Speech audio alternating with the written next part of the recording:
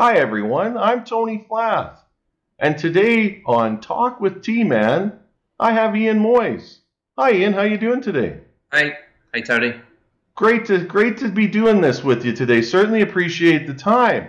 So Ian and I have been connected for some years now from a cloud computing perspective in the influencer community, and certainly share great insight and interest in a variety of different ways from cloud and our backgrounds both in cloud sales, a number of different interests there.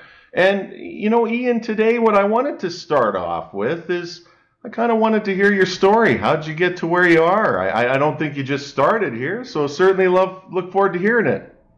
Sure. So I'll do it in short. Got into computing in the old home computing market when you had 1K of memory, and really started off as a programmer. So that's what drew me in. I just got addicted to that coding piece. Worked at IBM on mainframes. That's really where I started, was the real back-end systems, 36, 38 systems, and the kicks and the old world. And then worked through Novell networking, through the networking, distributed networking world, through the security market, and then fell into the cloud sector about 12 years ago in cloud security. So sort of bridging my security market piece into cloud security. And that's how I ended up in cloud. Wow, I always find it so interesting. You come from this great technical background, and I did some different things in my background too, and then to end up in the sales world. I'll look forward to hearing that. Do carry on.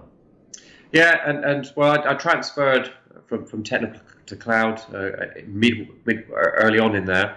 And I think we've gone full circle now. It's interesting, having gone through that evolution of computing, how now we're sort of back to AWS and Azure with cloud, but being the big mainframe power, mixing with if people remember the term LAN and WAN technologies. So you're really, as we're doing now, right? We're using cloud technology as conferencing and recording to put this piece together from laptop type mobile devices over Wi-Fi.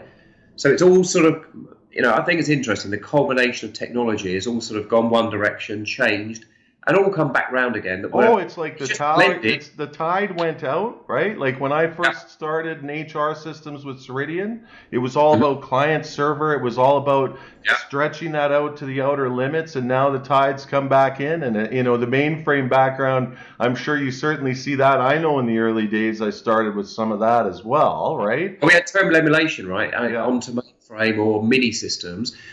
And if you think about it now, what we're using is application front ends or a web browser onto back end. So your web browser in a way is your terminal emulator onto the mainframe being a cloud platform, whether that be an application, a platform, etc. So yeah, it's been a full circle, and the market's changing around us. I think we're at an interesting time that that evolution of change is only just starting in my perspective. If you look at the way the technology is now spreading with AI, chatbots, drones, VR, cloud, big data, there's all these terms, and they're all, again, blending together. We're seeing application use in the real world, which combines a bit of each of those to give an end result, a different customer outcome. Absolutely, absolutely. And I know from gone through a cloud security and through that journey to outcomes, and then in the the CRM vendor, certainly be curious about your experience through there and then into telephony, because you are right. Like, and I see this as well from a telco perspective and just a media perspective, and all across the platforms. There's really like everything's really meshing together, right? And certainly internet is driving that. Better connectivity, I've seen that, and certainly touched on some Salesforce and CRM initiative work, both through past company of mine, and direct with partners and things like that. I'd certainly be curious from your perspective, that journey through there a little further, and how you see that and where you see that going. Well, it's interesting. I talk often about disruption, and disruption's happening across all of us, right? Whether in all different markets. The one that everyone's seeing right now is in bricks and mortar retail. We've all seen the big names across different countries that are going out of business, and typically putting the accusation on the online business, the Amazons of this world, disrupting their market. But it's really the customer that's doing the disruption. And that's the difference. It's us as consumers and millennials and Z generations coming in are making the choice at who we affect. Those businesses, and this is happening across markets, and I'll bring it back to your point in a second, have done nothing wrong.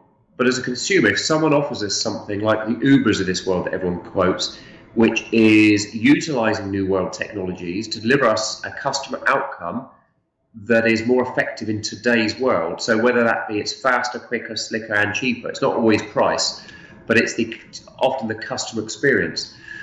So the change I've seen in industry with cloud is, in security, I was in the security market, and a lot of the threats that were being protected against, the volume was coming from, guess what, the internet, because that's the pipe into was the business, but now it's into you as a consumer. Everyone's got an individual pipe into things and their mobile devices. So that's the conduit the threats are using to get to a majority. Some's on social media, but guess what? That's over the internet as well. So security and a lot of the ways that security could remain relevant moved to the cloud because that's where the threat was. So that's the shift I saw in that market, which drew me into cloud. In the CRM market, we've seen that already. So CRM is a good example where if we go back to not so many years, most CRM products, the traditional products, which you all probably remember, like the gold mines of this world, and the Acts, those historic names, were on network. Siebel even was on network. Oh, yeah, and Salesforce was a real disruptor there, right? For sure, absolutely. Yeah. They put it in the cloud, and now if we look at the different technology vendors, Salesforce dominates, but we've got Microsoft Dynamics, we've got my old company Workbooks, we've got NetSuite, they're all cloud-based. And so interesting, a stat I saw recently, 70% of new sales of CRM are cloud-based. So the market shifted, right? If you're not in a cloud-based one, there's still a niche market for you, but the majority of customers get it, and they're going to choose a cloud-based CRM type product, and typically now ERP as well.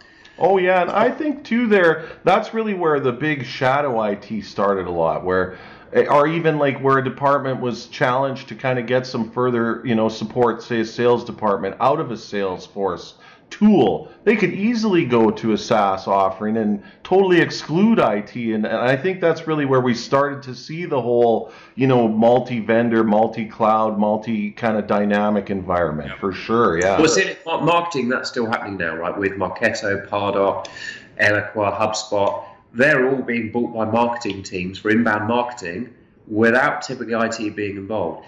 So I'm now in the telephony space, as you mentioned, in cloud telephony, and we've built our telephony platform at Nanobox on Salesforce. So we've got some, not do a pitch, but we're the world's first in some of the things we've done that no one else can do. For sure. And the majority of telecom, and I've learned this, the majority of telecom platforms and PBX systems are still on-premise. So it's sort of where CRM was a number of years ago, where there's still a lot of legacy skills and experience and emotion around protecting those old products. But the disruption started, right? And if you look at how we're disrupting it and who our typical competitors are now, every day we see another cloud telephony provider appearing in a different geographic market, specializing in that technology or in a specific niche or specialist market. Like we specialize on being the best in Salesforce. And we're seeing that appearing all over the globe. They are going to disrupt the way we do telecoms today, as is the customer. And as I said before, it's the customer that changes this. But if a customer or a customer experience leader in a business, which is an important part of their business, is looking to do X, Y, and Z, we're looking to transform and improve our NPS scores, our KPIs. They're going to look for what is the best way of doing it. The same as you'd look for as a consumer today. I'm in a big city, maybe San Fran, maybe Toronto, maybe London, and I want a cab.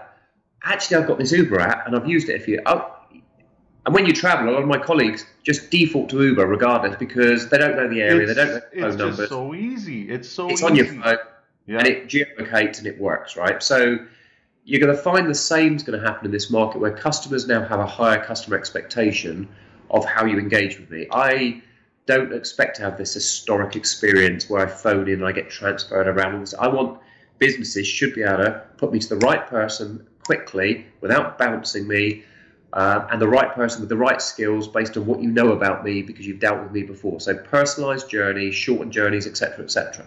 And I think you make a really good point too on it wasn't Netflix that changed the market. It was people and how they interact with media and you know, looking at how they want to view content that really shifted things. I can't help but think in the back of my head, the last one, the last standing blockbuster, right? And it really kind of it really echoes that whole message of it's a consumer-driven market. And really, we see this on social media more and more and more.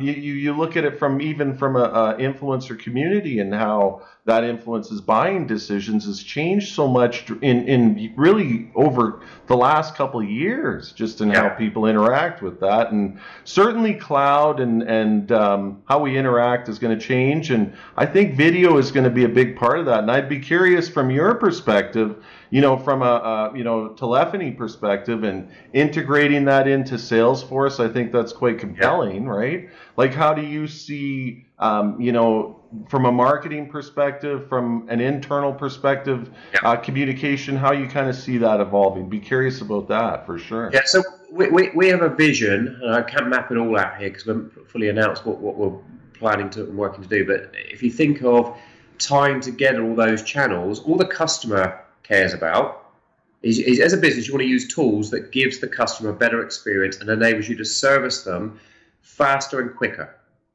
You know, how do you reduce the effort it takes for you to give that customer a superb customer experience? And if you can do it with less effort, fantastic. You know, Amazon's achieved that in their business model, and they're incredible. Anytime I have an issue, go on chat. It's the most, but they man that, right? They've got deep pockets. How does the average business achieve this? We want to give who wants to give bad customer experience? It impacts your customer churn, your reputation, your brand, your average selling price, your retention. People don't just buy on price, right? It is a considerable factor, but we're seeing increasingly that they buy and stay with businesses because of experience. So we all want to give good experience. How do you do that in an effective manner? So what we've got the vision of is bringing together as much as we can to enable the business within Salesforce to deliver that customer experience. At the moment, it's purely the voice channel. We're looking to extend from that and aggregate to be able to say, okay, that customer touches you. How do we utilize Salesforce's own omni-channel? How do we bring other complementary pieces around that so that you can use this tool you've invested in? We can complement it, not compete with Salesforce as we do today, and empower the customer to extend. This is the key bit, the rich data they have about a customer to use for the customer's benefit. Because what typically happens is that you gain customer data, but it's for your benefit. How much of that data do you use to benefit the actual customer whose data you're holding? And under new GDPR, can't help but mention it, in Europe. You know, the power is really now in the hands of the citizen, be it a B2C or B2B customer. So if that citizen doesn't see value in you having their data, they can remove it and all history of it pretty easily. By law, they can request it and it's gone. But why would you not turn that on its head and position to the customer in the more you tell me about it? This is the Facebook problem, right? It's they've taken but not given, and they're trying to now turn it on its head to a positive. But if in you sharing information with me, I can better serve you and make your life easier, you're going to let me do it. That's why people use the Ubers and say, this is where I am. You know, people use applications and share data if I get value back. And that's the bit we're really focused on, is how do we allow you with your CRM and all the data you want to collect about customers. Wouldn't it be great if the customer said, have more about me?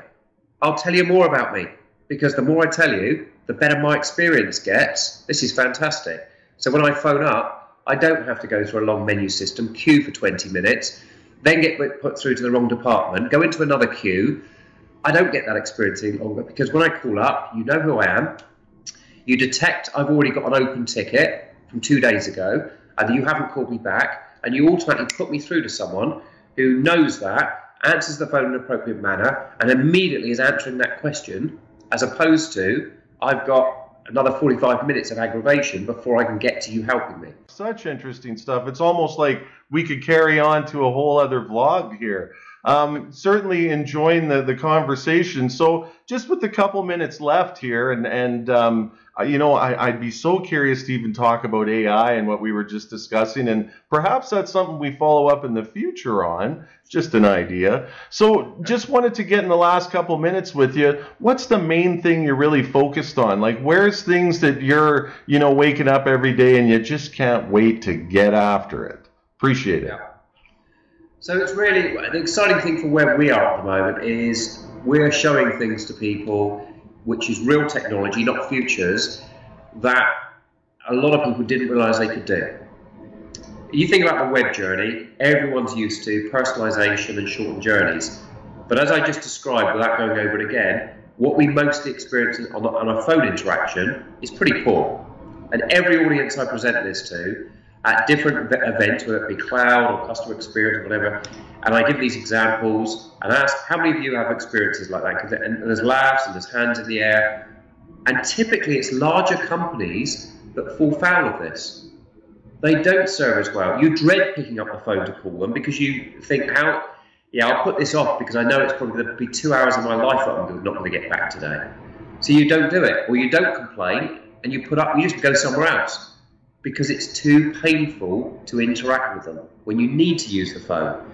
Great saying self-serve and AI, but when it works, and most companies have cracks that people fall into where actually this thing I'm trying to do, I've tried to do, and your website failed, or it put me down a blind alley, and I need to speak to someone.